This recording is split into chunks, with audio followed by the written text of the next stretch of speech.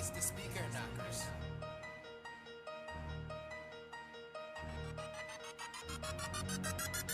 Boonch Montana, Boonch Montana, Boonch Montana. First time on the track, I'll push you back. I said first time on the track.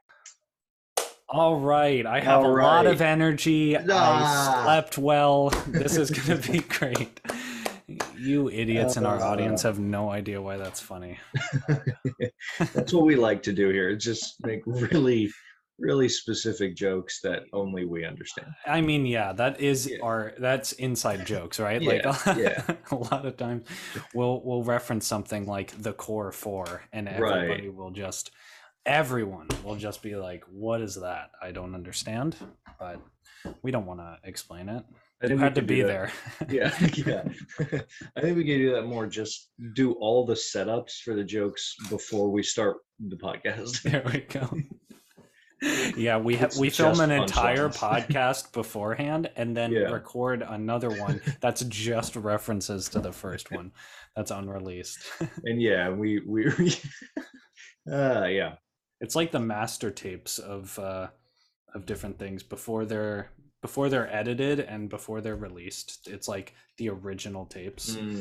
Have you heard about oh my god, so Universal Music Group is like some big conglomeration that owns like a bunch of different artists, like almost I think like 70% of the world's music or something. It's oh my ridiculous. God. It's a lot. They have music. A lot of music. Yeah. So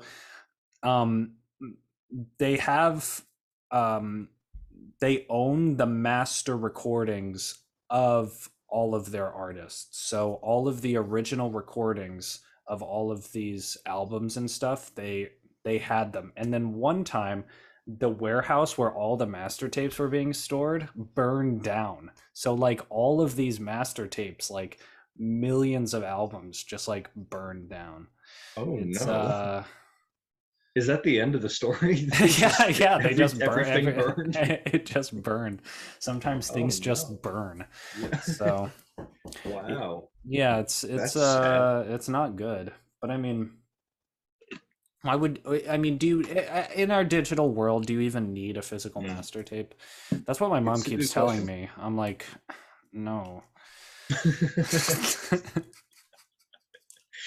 How are you? Oh, so great. I also do not sleep very well, but we've all been there. It's all happened. Yeah, I remember we had a conversation about sleep, which was the exact opposite, which is where you brought this up, but I agreed. Where if you sleep like 10 hours or more, you're more sleepy than if you sleep 8. And if you sleep less than 8, you're still sleepy. Yeah. I don't see the evolutionary purpose of more sleep equaling less energy, but yeah, that is annoying. Yeah. I would like it to be different. My theory on that is that, so this is fact. Let's just I don't need to say theory. My theory, which is already canon. I'm saying theory ironically because it's so much a fact. Our bodies theory. Our bodies require energy to get the things that we need. And if we already have those things, our body's like, I don't really need the energy to go do that anymore, right? Like reproducing and having food, like those seem to be two primary things that once you do those things, right? Like once you eat a huge meal, you're so tired. Yeah. And my theory is like, you've completed your evolutionary purpose. Let's not spend this energy going to get more food. You're fine for now. You know what I mean? And if you sleep for a long time and then you wake up and you have food, your body's like, oh, we got food. Like we don't my guy's sleeping for 10 hours and then having a huge meal and not working at all for it. I guess we don't need a ton of energy. But it's like, 8 hours, your body refreshes, and then you like exercise, and your body's like, oh, okay, so we're working for something. Yeah. Hey. Whoa. Yeah, and this isn't your actual body. This is the essence of your body. Right. Yeah. This is your soul. Yeah. It's the movie Soul. Yeah, I don't know. Just a theory. It's interesting. At the very least, I think we can draw the similarity between, if you get a good amount of sleep, you feel good. If you get too little sleep, you like, I want to sleep more. Yeah. And if you get too much sleep, you just feel, Great. not as good. And the same thing with eating, where if you don't eat enough, you want to eat more. If you eat the right amount and the right kind of food, Yeah. then you feel good. But if you eat like too much, even of a good thing, then you're like, it is too much. I'm full. Yeah, that's something that I've started noticing at night. So I've stopped drinking alcohol, and this is related. So I've stopped doing that just because I went to the doctors, and they were like, this one liver enzyme is kind of high, don't drink. And I was like, okay, whatever. Yeah, what I've noticed is that alcohol shuts off the part of your brain that thinks, at least for me, where it's like, it just makes you stop thinking. And that's usually what keeps me up at night, is like thoughts, you know what I mean? And so I've noticed that more as I'm falling asleep when I don't drink alcohol. But something that also turns that off is eating a lot of food right before bed. I notice that if I'm kind of hungry, or if I like eat something like what you just said, if you eat a good amount of good food, you have more energy. But at night, I don't want to feel that. I want to feel lethargic. I want to not move, you know what I mean? And not think. So it's weird. Yeah, in the middle of the day, that salads, roasted nuts, but it's like at the end of the day, just like, give me some heavy lentil stew and like 4 bowls of it, and then I'll be happy. Alcohol equals 4 bowls of lentil stew. How close to going to sleep are you eating the 4 bowls? I don't know. That's the other thing. It's like people always say don't eat like 2 hours before bed, because sometimes that actually does keep you up if your body's digesting it. But I don't know. I haven't seemed to have problems with that. Whatever works. Probably like an hour before is usually where I'm going. Huh. That's interesting. I have not tried that. I'm definitely a person where like I don't want to eat too close to going to sleep. Yeah, don't eat where you sleep, right? That's what they say. Yeah. What is it? You go to sleep with dogs, wake up, you've eaten too much. Yeah. Where'd you get the dogs? That was the Benjamin Franklin thing. It was like, if you lie with dogs, you're gonna wake up with fleas. Oh, I was referencing don't poop where you eat. No, I know. Oh, yeah, okay. we're just gonna put it all together. Let's come up with another phrase. Let's. Yeah. Don't go to sleep where your dog eats. Yeah. Good. I mean, it's good advice. Don't go to sleep there. No. So, don't go to sleep in a bowl that's way too small for you to sleep in. Inside of Trust me, you'll be uncomfortable. Yeah, this is good advice. Yeah, we shouldn't make a book of obvious advice. That'd be good. I was talking to Chance last night. I hope he's okay with me sharing this. He just had his hearing for his recital to let them, so they could tell him like, you can have your recital. And it went well, because he's good. And he said the very first note that he played, he like breathed in and a bunch of spit like went into the back of his throat, and then he just choked into his trombone. God. And no, I mean, it was fine. Like he recovered, obviously. But Chance is dead. Yeah. His recital is still on. Happy podcast. Chance is dead.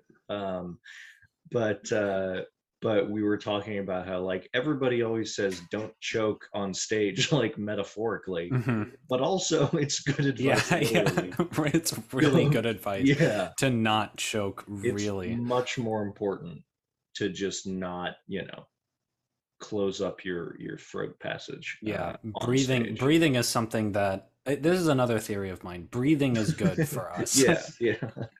We like the air. Uh, Mm. but yeah, so What's yeah. been going on? Mm, not a lot. I've yeah, sort of the new thing. I'll sort of show you. So, I've started sort of a 60-day challenge for myself, which is to do the same habits every day.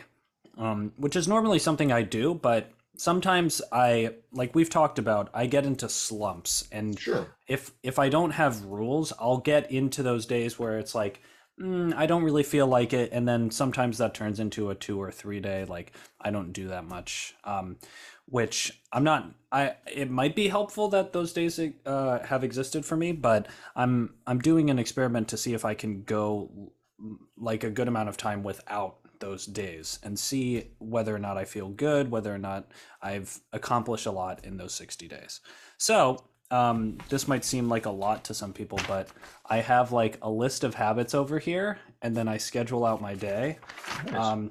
Just like as a guideline, because yeah, the worst thing for me is like having a blank slate and things that I theoretically should do, but no direct like, okay, do this, do this, do this. Right. You know what I mean? Right. Because then, yeah, it's sort of the every decision works, so you want to do none of the decisions because you Right. always feel like you should be doing something else. Right. So yeah, I'm on day 5 of 60, so Very nice. well, it's going strong. Yeah. But yeah, it should be fun, and it's not too strenuous. I've done habit things in the past where it's like it's almost 7 to 8 hours worth of stuff, which is way Yeah. too much. But this is just like exercise, take care of like my teeth, and do saxophone and chess when I want like a decent amount. And yeah, the focus is of course on like doing work and stuff. That's a little bit more important, but I can sort of do both at the same time. So that's Yeah. going well. No, that seems good. I like, that you said it was sort of an experiment, that it's not like, because I feel like I get into the habit of just sort of, like making plans and, trying to sort of rework. No, that's Engineer. not a good. Yeah, re-engineer my day and my habits. But it's like I put a lot of pressure on it, and it's like if I, mess up one day, everything has been ruined and all this sort of stuff. And so I think, lower stakes, that, I just want to see if and how I can, do and change. I think that's a good way to go about it. Yeah, and especially the 60-day limit. It probably should be less, but I'm just doing this until sort of Amelia gets back, and then my yeah, the schedule is going to be a little bit more flexible. Yeah. But yeah, that I've had the same thing where it's like I come up with a new habit, and then I try to incorporate it, but then I sometimes I don't have enough time, and then everything falls apart. It's nice to just be like, okay, 60 days, let's do these. Do these Yeah. work? Do I like this? Did I discover anything new? Do I really like shopping at Pottery Barn? I don't know. Yeah. let's Who let's knows? and then after 60 days I can incorporate that, maybe cut Yeah. out some fat, you know what I mean? Sure. Become a butcher. No, Yeah. I think that's a really cool way of doing it. And I have you heard the idea that it takes 21 days to form a new habit? Yes, I have heard that. I've heard Have like you? 2 months. I've heard 2 weeks. Yeah. Has that ever, like, I don't feel like, I feel like that's the same as like the 10,000 hours thing, where I'm like, that's It's just a number. it's just a number, and like no one, it's not like you're gonna be at 9,999 and then you get to 10,000, you're like, I'm not I did it. hire me. I'm Everything's changed. I'm a master. Like, it's Mhm. just, I don't know, it seems so arbitrary and also so dependent on like the full content of those 10,000 hours, or the full content of those 3 weeks trying to form a habit. Mhm. And I also think it's just different for different people. I don't know. Yeah. I just think things. I also think that the habits that you create are um, entirely dependent on the physical things that it makes you feel, right? Like Mm, if you have a habit that you hate, every time you do it you hate it, it's going to be so much harder to form that habit and to actually start liking it than it would for somebody who really appreciates whatever that thing is, right? Like if you hate chess and you have to like and you study it for whatever amount of time, it's going to take longer for you to like form that habit and really muster up the energy to do it every time. Whereas for me, it might take way less just because right. I'm interested in that. And then not only that, but whether or not it's a physical habit and you can become physically dependent on it. Like for me with running, I don't think I've run a consistent 21 days since I've started like doing running, which was last year. Yeah. But I I'm definitely physically dependent on it. I feel not good when I don't exercise. And Yeah. so I don't think you need like a straight number of days for you to keep doing it. But yeah, it's dependent on a lot of factors. Yeah. That's a good point with I think of running is a great example because like I don't, I'm not a professional, but I don't think it's like I think I've heard like it's not good if you run every day. Like, you need to give your body like a little break. Hmm. And so I think that's a good example where it can still, like, I've been running more, you have run more in the past, year and everything. Um, and it can be something where you can still be dependent on it and make a habit out of it Hmm. without being like, if I miss one day everything has been ruined. And Yeah, yeah. I think that's a good thing. Everything falls apart. Everything, yeah, right. Remember that book, right? Things Fall Things Apart. fall apart. Yeah, this is Chinua what it's Achebe. about. This is, yeah. It's one of us not running one day. Right, It's it's really my short. structure of habits. It's my, uh, it's just a bunch of schedules, like daily schedules, and it just yeah. starts deteriorating. Habits fall. Right. uh But Good yeah, what times. about you? That's me. That's That's me. you. That is Yeah. me.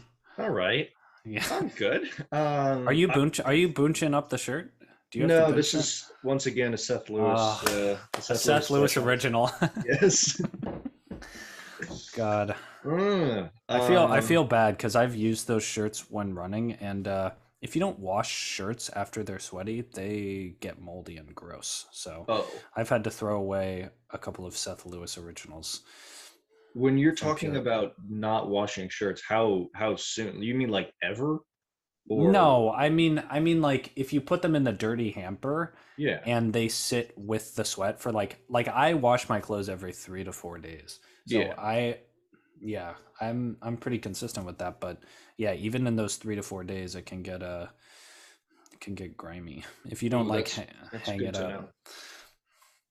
Yeah, like I'm looking at my laundry basket right now some of and my it's shirts working. like that I threw out had mold spots on them. Ah, So yeah, is that not theory, fact. an issue? Mold Like, could you spots? still wear things with mold spots, or are they gonna get in you? Yeah, you're gonna start having mold spots on Right, your you're gonna skin. become a mold spot. Yeah. Um, I don't know. My mother definitely doesn't like it. Oh, sure. I think if you wash it a couple of times and like don't use it, I think it just stains the shirt. I think you're Mm, able to get all of the bad bacteria out of it, but it can still stain it. Like, it's fine, especially with a shirt for running. I would be okay with that. I got a bunch of chocolate on a shirt, and I was like, it's okay, because I don't it have a was dog. it was that shirt that we got when we went on the King's Dominion trip senior year uh for school. Mm, It I was think I like a remember senior that. trip. So I was like, it's okay. Like, I'm just gonna wear this for running. Oh, is or- that when Emma Auld like lost her shit? Do I you don't remember that? remember. She put her, No. I think she put her stuff in a locker and then it got stolen. Her phone got stolen. Do you remember Oh my that? God, no, I don't remember that at all. Wait, no. That wasn't, Okay. it wasn't King's Dominion. I think that was Busch Gardens. Maybe that was where we went. Because it was like the Griffin, that one that like, that, Oh, where that you one like ride. Yeah, they held you. Yeah. Yeah, I remember the whole, a big part of the day was, God, I have such weird specific memories. Like, I can't remember what I did yesterday for lunch, but I Right. can remember that on that trip, Emma lost her phone, and I remember making jokes about it and being like, "Oh, too soon." like Emma would be like, "Man, I don't know what I'm gonna do," and I'm like, "Well, call your dad." Oh. And just being the worst. And then that's so good. And then I also remember that I think you and Claire and Halen and everybody were in a different group, and I remember I was with Julianne and some other person, and I kept saying eyebrows on fleek all day. It's all I said. That sounds that sounds right. That sounds pretty on brand. Yeah, that sounds like one of the things that we would say if we were with a group that was only like Julianne and a few other people. Yeah, I'm like, Yeah. you know what's on fleek? Having a phone. Ooh. Did I do that? What were we talking about? King's Dominion? No, I stained my shirt. Oh yeah, I'm wearing this shirt. There it is.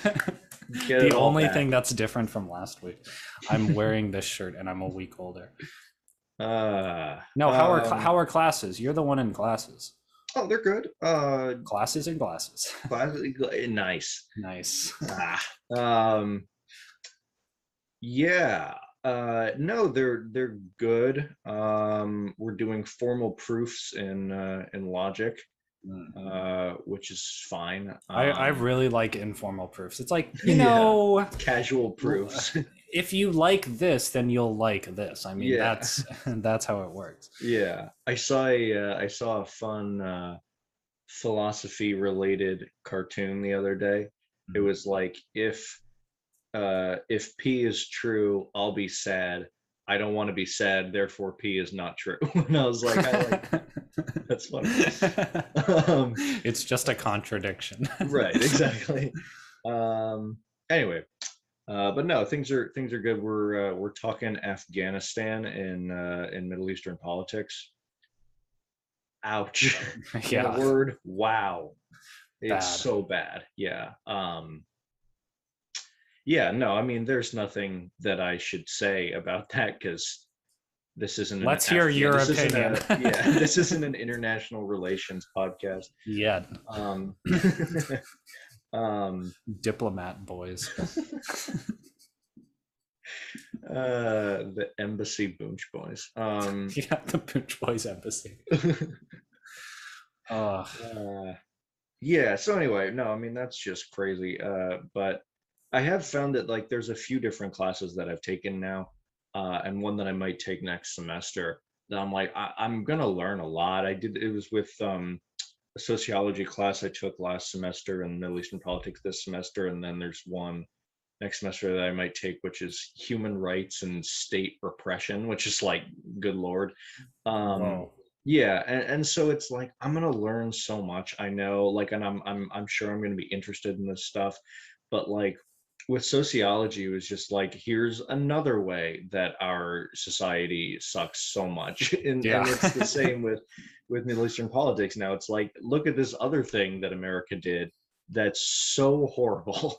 And it's crazy what we've done to people, and obviously it's going to be the same with human rights and state repression. And it's like, I'm going to learn a lot, but every class is just so depressing. So I gotta I gotta decide if I want to continue with that or not. I think I saw a TikTok recently that was like this guy like holding his hand over his chest and the American flag was in the background, and it was like, when you fund the terrorist group to get rid of the terrorist group that you funded to get rid of the terrorist group that you funded to get rid of. That's so accurate. Yeah, that's exactly what it was. It was when the Soviets occupied Afghanistan, we started supporting the Mujahideen to, defeat the Soviets. And then when the Soviets withdrew, there was like a power vacuum real quick, and there were a bunch of different leaders. Dyson. Nice. Power Middle Eastern power vacuum sponsored by Dyson. Oh, that's so good. But there were a bunch of different leaders from different factions within the Mujahideen who were all trying to like be in charge. And then that's when the Taliban came in, or I always feel bad when I say like Taliban. It's like when people say Iraq, and it's like, that's not what it is. It's Iraq, it's Taliban. Anyway, they came in, and that's why people liked them initially, because they brought like a lot of law and order and like security, and people were like, oh, this is good. And then but one of the people that like was a major I don't know if leader, but just sort of commander within the Mujahideen, a major player in the scene. Indeed, yeah. That we supported while the Soviets were there. One of the main people fighting the Soviets was Bin Laden. Like, we gave Bin Laden guns and stuff, like, because we were trying to do this. And then all of a sudden, they were not happy with us because of all the stuff that we were doing. And that's why so many terrorist groups nowadays have like US made guns and other arms. So anyway, it's just so messed up. But yeah. Also Oliver North, right? Is that a name? That was the Iran Contra affair. That was him. Okay, yeah. So not Iraq or Afghanistan. No, yeah, but I mean, it was the same sort of thing where it was like we were. Well, that was like it was like within our government there were people lying and trying to fund things behind Congress's back, and too soon. Yeah, they were like trying. I don't remember exactly how it worked. They were like trying to support the Contras in Nicaragua, who were trying to like revolt against the regime there, and I don't remember how it was related to Iran. It's just we just keep like doing things. I'm like, how about we stop? That's my foreign policy. Let's just all calm down. Yeah, if you do too much, you have less energy than if you did the perfect amount. Have you heard my theory about sleep? So anyway, it's just like, again, I'm learning so much. It's just so sad and really quite upsetting. And like, yes, I'm happy that I live in America, but also, yeah, what do you? Yeah, I've had a theory about intellectuals or people who say they know a lot. A lot of them seem to be like alcoholics and like people that, or like some sort of, so funny. They abuse some sort of drug. And I feel like it makes sense because the more you know about the world, the more horrible it seems, right? So the more sad you might be in general. What do you think about that theory? It's a fact, but what do you think about it? I don't, I mean, I feel like there's so many other factors that would go into addiction besides. Look, Hemingway was only sad and an alcoholic because of Iraq. Because he knew stuff. Because of 1980s Iraq. Yeah. So no, I mean, I think that's the thing. Like, it's also not an either or. It's not like those aren't the only options where it's either you know stuff and you're sad, or you don't know stuff and you're happy. Like, you can know stuff and be happy. Like, be happy. And like, I think there's a certain amount of choice that goes into that you can be like, yeah, there's horrible stuff going on, but it doesn't really help anybody if I'm just depressed all the time. I'm not actually helping to make things better if I'm Mm. just only reacting to those circumstances and not acting. So Mm. anyway, yeah, Yeah. no, I mean, I'm sure it's true in some cases that, the more that people learn, the more people are disillusioned with the world we live in. Any But thoughts also, about the phrase ignorance is bliss? honestly, I buy it. I really think it's true. Yes. Yeah, no, Yes. I really do think that's true. I think the less we know, the happier we are, which I know contradicts everything I was just saying. Mhm. But no, I really do think that is true. And everybody's like, but wouldn't it be better to like know things? And I'm like, yeah, no, I think you're right. But if you're in that state of ignorance, you wouldn't know that it would be better to know other things because you're in that state of ignorance. Couldn't you then follow that rule to then know nothing? I don't know how that's possible. Is there a stopping point where this is the perfect amount of ignorance? That you need exactly 400 milliliters of ignorance and nothing more. Can you? That's the thing, though. I mean, it's like so much of ignorance. It's not the only example I can think of is the Matrix thing, where it's like the red pill, blue pill. Like, do you want to know reality or do you want to stay in your non-reality? Mhm. I've never seen the Matrix. I'm actually not 100% sure that that's what happens. Um, but Classic Boonch. yeah, Reference something we have no idea about. yeah. Let me just build my entire theory off this really shaky ground. I No, but what was I saying? Like I don't think most instances of ignorance come from that origin where you choose to be ignorant, that you Mm, where you know that there's an opportunity to not be ignorant anymore. mm. I feel like most ignorance just it happens circumstantially, and then if it changes, it changes. It's not necessarily a matter of you choosing. You might choose to learn, but you're not actively choosing to come out of ignorance in one specific area. Yeah, I find that ignorance of things that make you feel bad and things that you couldn't really help Mm, is usually the best thing to like be ignorant about. yeah, Like learning about a kid who got exploded in Yemen isn't going to right. help me, you know what I mean? Like the kid's dead and they're in Yemen. Like that's just going to make me feel horrible. And Yes. so but like if you know that someone down the street needs a sandwich or something like that could be something good to know. Yeah. That's such a specific example. And that's in your My neighbor textbook. needs a sandwich, and I'm not ignorant. Write it down. We should put that on a pair of socks. Don't stay ignorant about your neighbor's sandwich needs. We should start a Which PSA ones? campaign. Just just like we should run for governor. It's all I've seen is McAuliffe and Youngkin, McAuliffe Yeah. and Youngkin. What about Boonch Boys? What about Who's, Boonch Boys? who's gonna represent your neighbor's sandwich needs? Us. Oh, that'd be fun. But I yeah, often wonder, like, if you like are. I'm not saying that we should run for governor, but no, I'm not saying.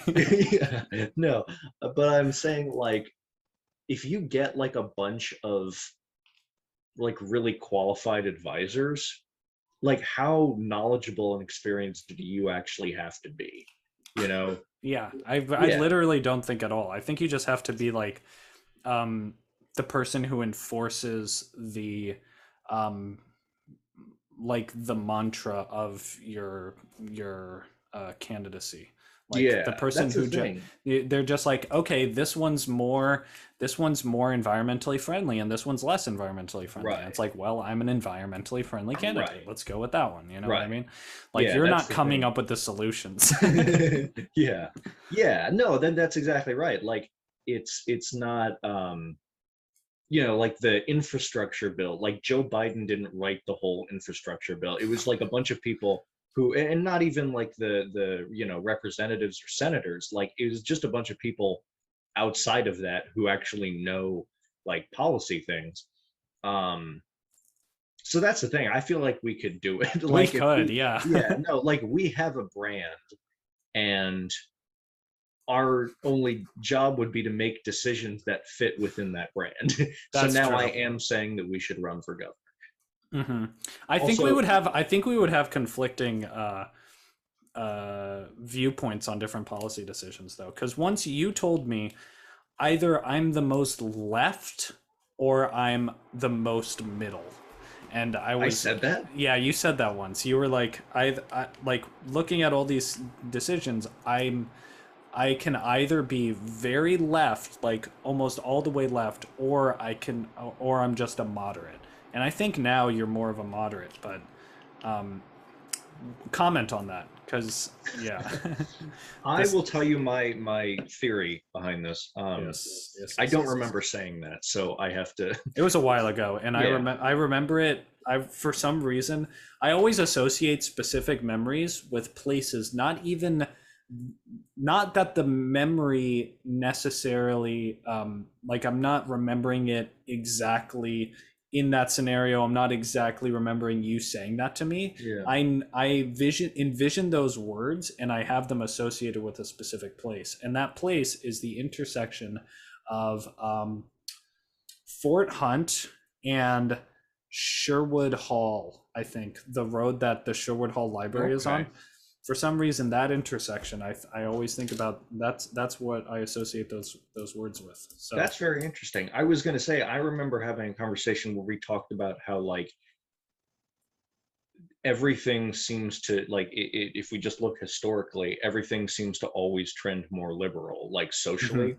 And that conversation I associate with that back entrance into Carl Sandburg Mhm. on Old Stage. Is that what it is? It doesn't matter. It doesn't matter. Yeah. Anyway, I have the same experience where I remember a political I conversation. remember we walked from my house to your house. That's when I think it Yes. happened. Okay. Yeah, we walked from my house to your house. It took like an hour or something. And Oh, was that the Thanksgiving one? We were both home for I Thanksgiving. think so. It might. Yeah, I think it might Okay. have been. So Interesting. yeah, All right. yeah. So back to my political views. I so one of my favorite political commentators is a guy named David Brooks, and he's a conservative. He writes for the New York Times. And he also he's written some really great books that have like very little to do with politics. They just have to do with like living well. Um, I think he's a really smart guy, and he was in an interview where someone said, "You are a member of sort of a dying group, which is this moderate middle in politics." And he said, "I'm going to stop you," because he said, "I think I am moderate, but I'm not in the middle." He's like, "I'm a conservative, but I'm still moderate." And so this is the way I like to think about it, that I can be, personally, I can be liberal in my views, or, a Democrat in my views, but moderate in my, I was going to say like methods, but it's not like I do anything. Methods. But no, I was like, if I were in, Uh-huh. a legislative position, Mhm. my method would not be, or my view would not be, um, if everybody just uh, agreed with me, then everything would be perfect. Mhm. Like that, I do feel like is sometimes the problem that people get into, like especially in um, the more extreme wings of each political party, that it's like, if everybody just agreed with me and we carried out all of my plans, then the world would be perfect, you know, Mhm. and everybody would stop fighting. And the idea of that moderate viewpoint is that politics as a whole is a competition between partial truths. And so my ideas are not perfect, but I can still have them as long as I recognize that I need to work with other people who have different views. Mhm. So that's how I feel about that, that I can be pretty left, but also realize that I want to work with people from the other side of the aisle, the proverbial aisle, my friends on the other side of the aisle. But also, I'm not in Congress, so I don't actually do Yet. anything. No, never. You can That's always never gonna finish happen. every sentence with yet. So yeah, I definitely agree. And I think that, yeah, I totally understand what you're talking about. And the worldview that I have in terms of like the utopia that I imagine, um, is very much one that most people I think would agree with their own partial truths. Hmm. Because the problem with society, I think, The problem with society. yeah, You heard it here first, people. you heard it here first. It's just that we have this entire system to create things that not everyone needs, and yet everyone is trapped within the system, right? But if you only made people like society, in the production was only meant to like fulfill people's needs and their limited wants, then most people would be, most people's partial truths would be satisfied, right? Like a lot of Republicans really value bootstrapping, independence, like all of these things. And if you don't have to work 40 hours a week to sustain yourself, right? Like this society is able to provide you 12 hours a week of work, and that gives you everything you need. You have all this time to be independent, bootstrap some sort of thing that you like, build your own house, whatever. You have all this time. Whereas leftists really value collectivism. And yeah, if society is more collective in satisfying the needs, it would help their partial truths. So I think it seems like most worldviews between conservatives and liberals is contradictory, when I don't think it's the case when you create a society that allows people to be more themselves and not exist under the system. I think they can have have a system that satisfies everyone's viewpoint just because it is so individual. It's about what you want and what you can do.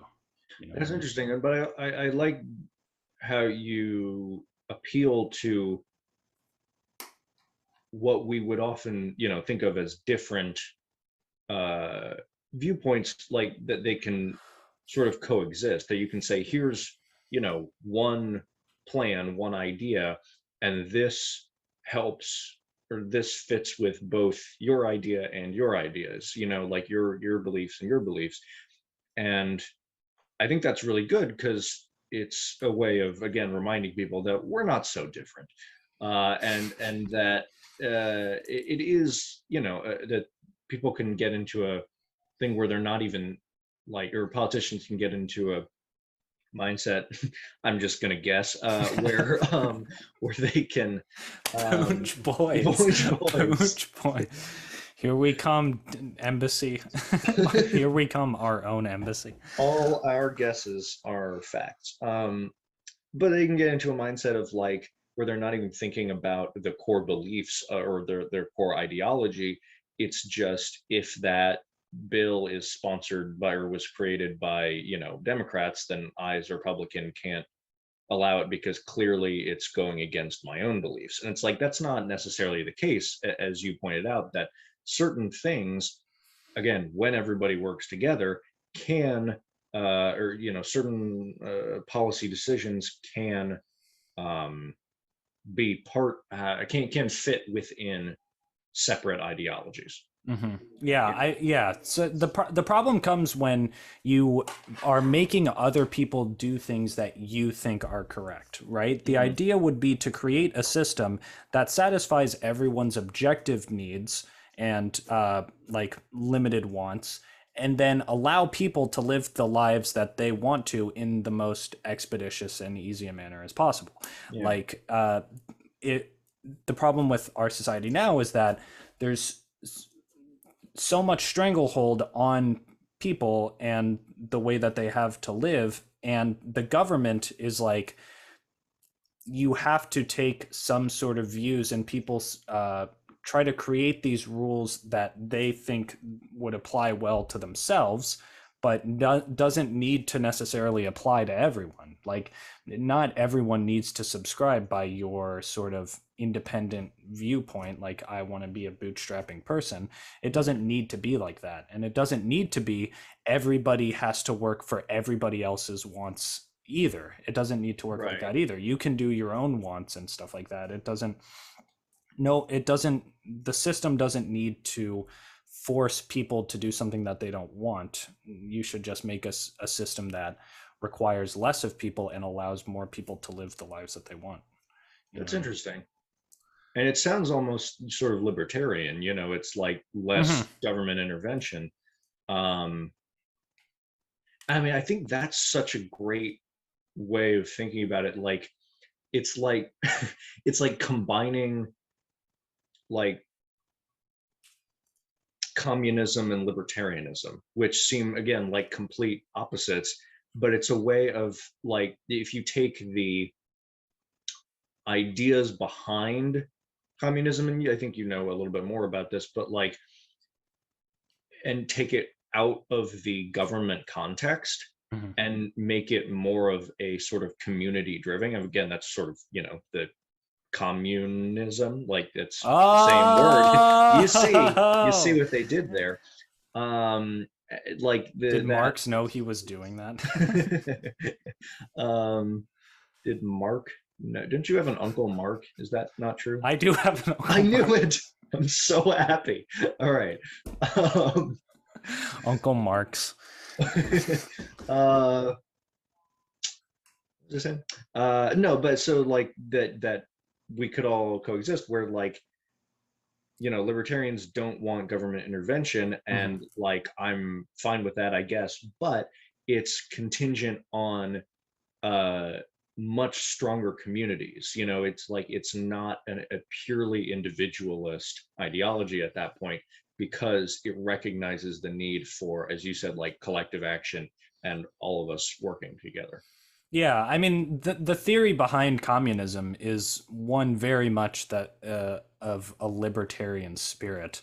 Like, the eventual goal of communism is a stateless, classless, moneyless society. So there would be no government. The thing that most people associate with communism is like the Soviet Union, all these like very authoritarian things, but socialism doesn't need to be like that, especially now with the internet, like, and information just being able to travel so quickly.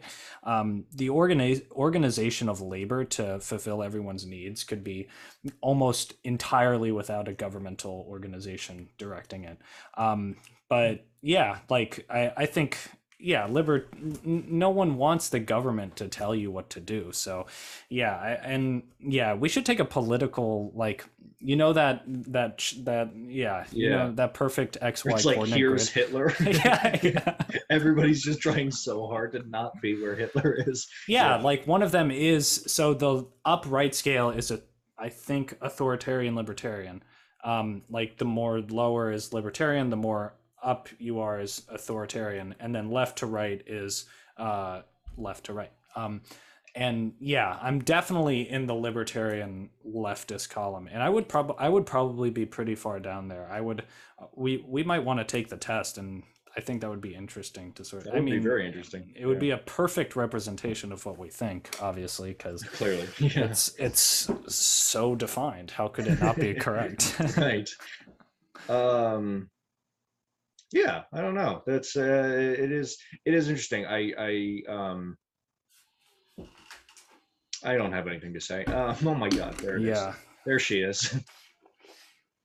You know how you like call a ship a she? How big does a thing have to be before you call it a woman? That's so offensive. Sorry, let me rephrase that. How big? Oh no. Yeah. Let me. Yeah. before we use feminine pronouns in an awe-inspired way. That's very weird. Why does that happen? I don't know. You use it for like ships and sea monsters. Mm-hmm. I Yeah. don't know. Mm. Yeah. No what? idea. No idea. I mean, Yeah. I called my saxophone. I had some name for my saxophone for a while. It was a girl's name. Don't remember it. I do. Yeah. Well, I always remember like people talking about their cars as well when they like named them Bessie or whatever, Mhm. you know, and it's like no one ever names their car like Jeff. It's always a woman's name. Yeah, yeah. So Johnny. what's up with that, guys? Here's Johnny. Have I told you what I named my My truck? car, Peter. What? So it's big and red, right? Yeah. I call it the Red Scare. That's good. I think I people like like that. Yeah. I don't think my CIA ex-CIA neighbor would like that who sold it to me, but Yeah. You know, it's yours now. yeah, yeah, Yeah. yeah. It's yeah, the Red Scare. Should get a just a Joseph McCarthy sticker. yeah, that's what I was gonna say. I'm gonna call my car McCarthyism. McCarthy, dude, that's so perfect. My Carthyism. McCarthyism. Oh, that's so good. It sucks. It's a truck. It's all downhill from here. That's as good as this podcast is ever gonna get. And cars drive downhill. What? So good. So good. Gosh. What were we talking about? I don't know. Okay, so yeah, political compass test. We should take that. Yeah, that's what it was. Yeah, compass. Yeah. And then ignorance is bliss. And right. Then, yes. And then we talked about libertarianism. Yeah. Do you think the government should have to tell you to do anything? Yes. What? I don't know. No, I mean, if you think about like who I think it was John Locke, you know, that whole idea of like the social contract, and we think about where we are in a state of nature, you know, without a government, that once we have more and more people with different views and different behaviors, we're going to get into a problem. And so I think if everybody believed that we shouldn't kill people, then yeah, we'd be fine, you know, like that sort of idea. But if there's one guy who thinks it's okay to kill people, we sort of have a problem. And that's when we need to, again, it doesn't need to be this huge bureaucracy, but we need to come together and make rules for the good of everybody. Interesting. Yeah. You don't think that those rules could be unspoken?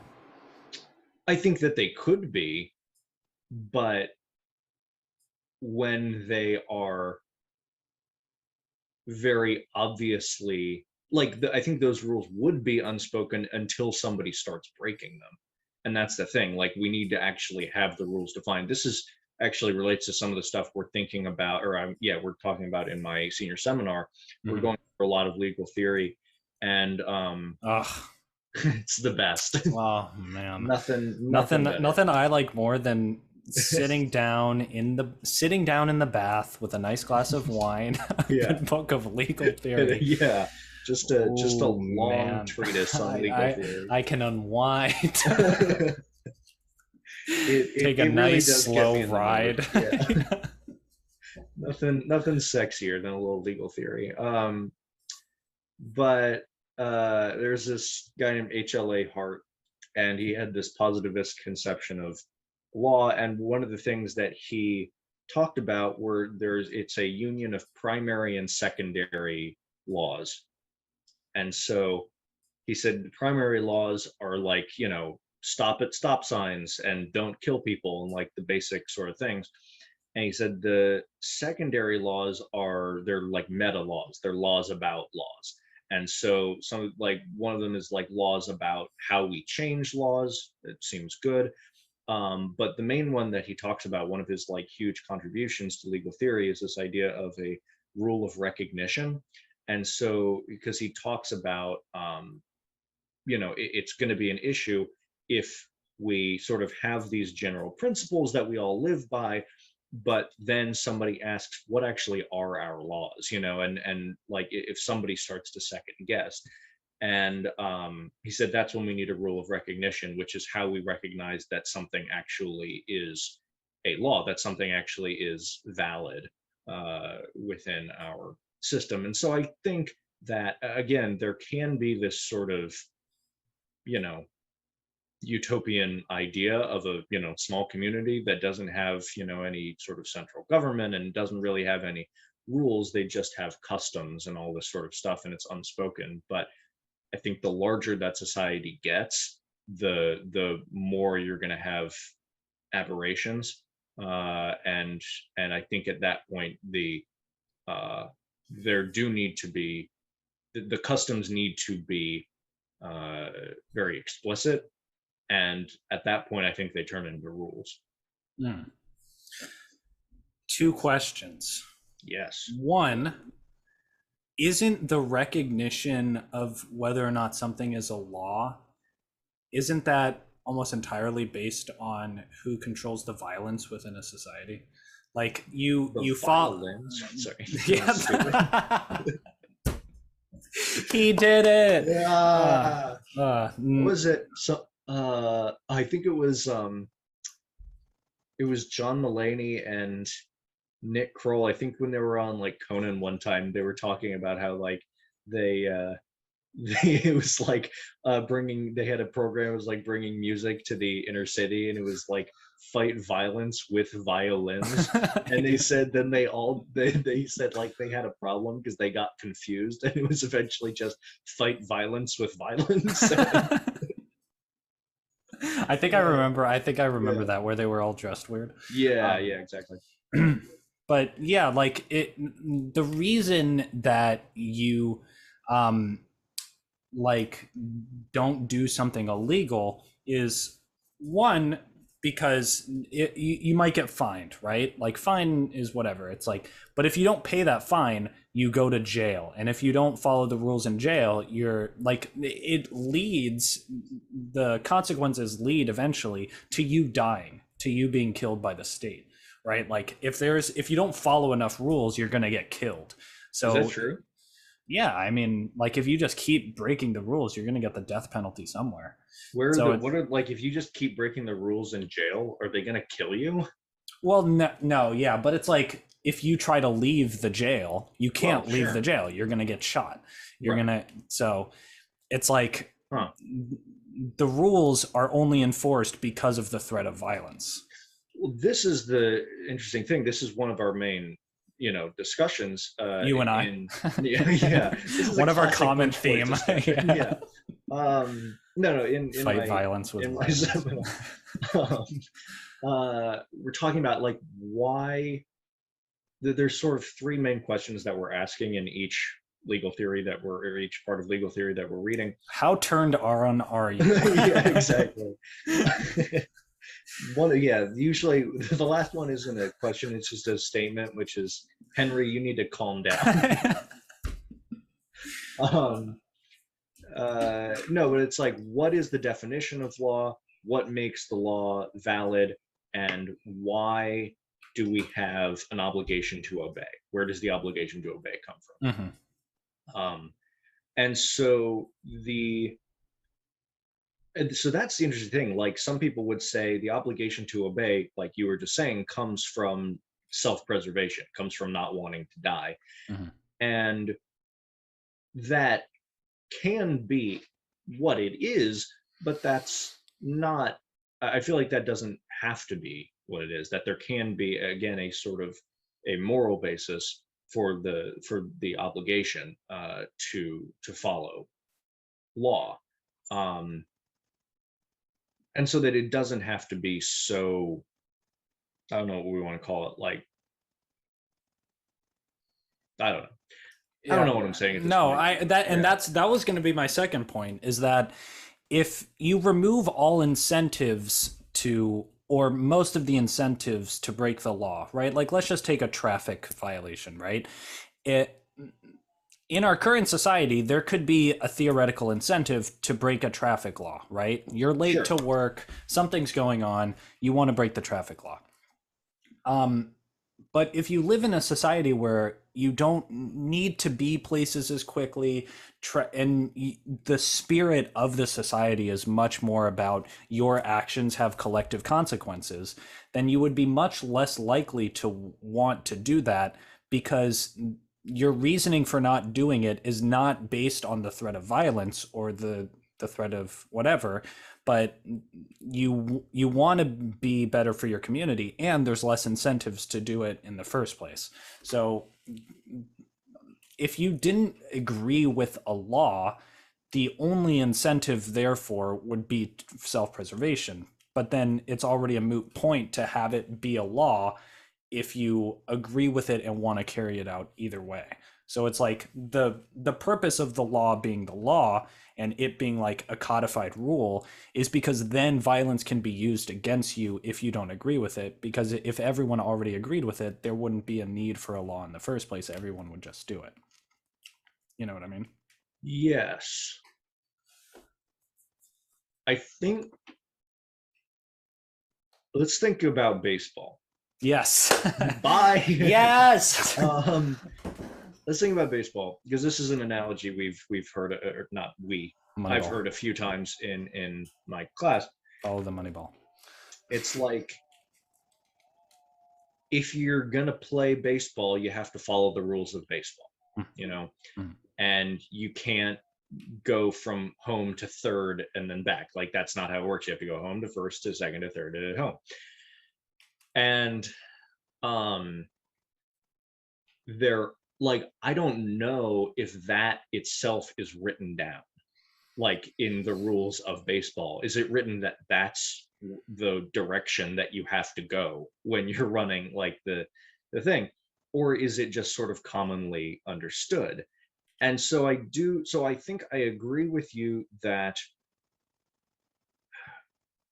there, I don't know about the whole like incentives thing, if we take away those incentives, because I feel like there are sometimes reasons that I would want to, speed or whatever, but sometimes there aren't reasons. It's just like, I like to go fast. And like, that's not, like, you can't take away my wanting to go fast. At some point, we can't take away every single incentive. So, but I do think I like the idea, of it's more of a positive reinforcement rather than negative reinforcement. It's not, if you do this, we're going to punish you. And it's not even, if you don't break this law, we'll reward you. It's not really that. It's a responsibility to the community. And I think that's an important thing. And I do think it's actually a really powerful force that can not control, but affect people's actions. Yeah. And so I do think that's really important. And so I think that, like with baseball, it doesn't matter whether you like the law or not. That's the whole thing about the law. It doesn't matter whether you want to follow it or not. If you're going to play baseball, you have to follow the rules of baseball. If you're going to be in, my society with my laws, not that it's mine, but you It have is. to, yeah, I own it. Baseball's for me. Yeah, then you have to follow those laws. That's one of the theories of what makes a law valid and why we have the obligation. It's, if the law is valid, then we have an obligation to obey it, and that's it. There's no other reason. It's because if I'm playing baseball and the rule that I have to go to first before I go to second is generally agreed upon, then that is, oh man, I lost my train of thought. Then You got it. yeah, I'm gonna bring it home. Oh, baseball. My car theism, it's so great. If that's generally agreed upon within baseball, then it can be valid, and that's all you need to have that obligation to obey. Because if you're going to play baseball, you have to follow these rules that are generally agreed upon by the people who play baseball. And so if you're going to be a part of my society and benefit from that in some way, then you have to follow these rules. And so I think that to sum all of this up, I like the idea that it should be a positive reinforcement of the idea that the obligation comes not only because the laws are valid and because you're part of the society, but because you have a responsibility to others within that society, or more specifically within your more local community. But I think I disagree in that, like, we could take away the incentives to break laws. I feel like there's always going to be incentives to break laws, or people are always going to find new incentives to break laws. And I don't think there's ever going to be any perfect legal system. I think that's the other thing that we have to remember. But I do think it's necessary. Yeah, and I think that that's a baseball is a perfect example. So I'm disagreeing with you on the incentive thing. I mean, you obviously can't get rid of all incentives, but the system that we exist under definitely, like, the goal is profit and being able to, like, make money and live a happy, healthy life just from that money and profit that you've gained. And so there's always going to be incentives to break laws, because there's something that you can do when you break the law that could make it better for you. For baseball, if you cheat in, like, the MLB, you could get a more lucrative salary. You could get a more, like, you could get all these different accolades. You could get sponsorships, whatever. Like, you can, if you cheat and you get away with it, there's definitely an incentive to do that. But if you go to your neighborhood backyard, like, baseball league, there's so much less incentive to cheat, because there's what's the glory? It's like the Fort Hunt League. There's no reason to break the rules that everyone's agreed upon, because there's no incentive, there's no gain from doing that. And so the more the society is able to champion collectivism and, like, your actions have consequences on others, and remove that incentive of profit and, like, getting ahead that is very much drilled into us, it's just so much easier to follow laws without that threat of violence, because there would be no incentive to do so, and you would have the enjoyment of doing the right thing to do the right thing. You wouldn't do a law because you need to do the law. It would feel so much better to do a law that's not enforced, because you know that you need to do it.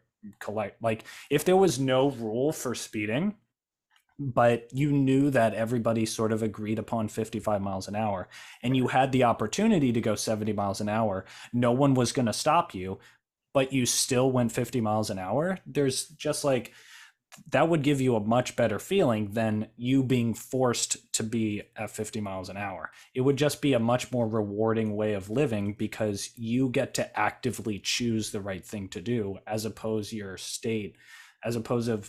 state telling you what you need to do and you therefore following it. Yeah, I think you're absolutely right about that. I definitely agree. And I think you and I recognize that there is a joy in choosing to do what will most benefit the community, and choosing to which we choose every week when we do the podcast. When right? We do the podcast, you're welcome, society. This is we're baseball helping you.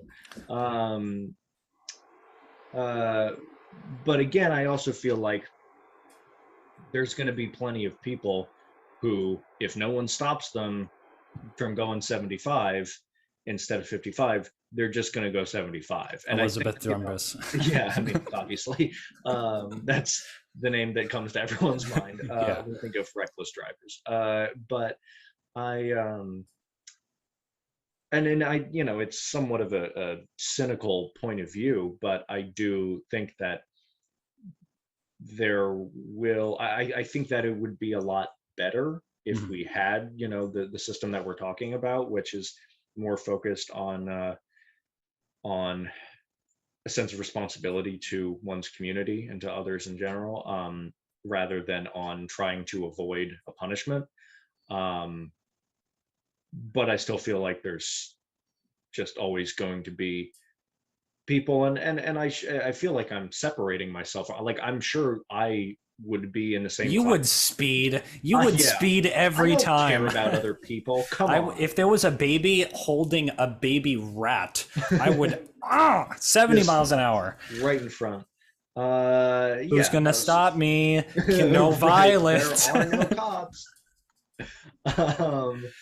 So yeah, so no, I feel like there are definitely examples where I would, also, if I didn't think I had a punishment, I would recognize that it would be wrong. I would recognize that, but there would be times where I would be selfish and You choose would to do the wrong relish thing. in the fact. Yeah. Oh, please. You're like, Yeah. oh, I know it's wrong. Yeah. But That's why I do it. I like being bad. That's just me. I'm such a masochist. I know that it's the other thing would be good, and I want to do that so Right. badly, but I have to do the incorrect thing because I Right. hate myself. That's so complex. There's so much going on in that head. Yeah, a fantasy of a masochist who doesn't follow the communal laws that aren't enforced because he hates himself, even though he wants to do good so bad. Doing the right thing. Yeah, it's Gandhi, but he's a masochist in a in a libertarian society. That's so crazy. Can we end on one? I know you have to go. I wanted to say this this skit idea that I thought of. Yeah. So those scooters, like those Lime scooters, and I see those all over the place in just They're like everywhere. random spots. I Yeah. think it would be really funny to have like a sketch where it's like one of those people that picks it up, like picks up those things, because there are people that pick them up and then they have to charge them and then they put them back. Right. And it's like the scooters are just in the top of trees, just in crazy places. Yeah. And that's it. That would be good. No, I would like that because I see people driving around. Like, have you seen them like in a pickup truck where they have like I don't know 20 scooters in the bed of the pickup truck? I would like that. It was like one of those sketches where it's like, I thought I was gonna, when I signed up for this job, I thought, oh, it'd be pretty easy and there's scooters just all around the sidewalk and everything. And he's like, I didn't realize that people really like to make this hard for me. That people like they want to like put it at like the tops of buildings and trees and underneath sewer grates and everything. Like, it's a tough job. So when you're going to DCA to Reagan, when you're going down the Parkway, like nearer to Reagan, there's like not much stuff going on, right? There's like I saw just one on the grass. It was just there on, and like not even like near, like sort of like there's places near the Exxon, right? Like more near our community, but then it's just like when you go in between Reagan and where we live, there's just like, what is there? There's factories, and there's just a Lime scooter just sitting there. That's quality. All right, what another good podcast. Getting into legal theory on the Boonch Boys. Do you want to get turned on? Listen to us talk about legal theory. But yes, another good one. Today is the day that the Gene Natalie interview comes out. So, ooh, all right. And this is where it all starts. He gave us the thumbs up and a encouragement to keep going with the podcast. So nice. So we will honor his request, as we did obviously in this episode. Yeah. But all right, say bye-bye to everyone. Bye. Wait, do you have a lesson? We've been doing this. Do you have a lesson that you learned? Oh, this was a proverb that Chance gave me last night. Don't feed the goat if you're at a cheese. My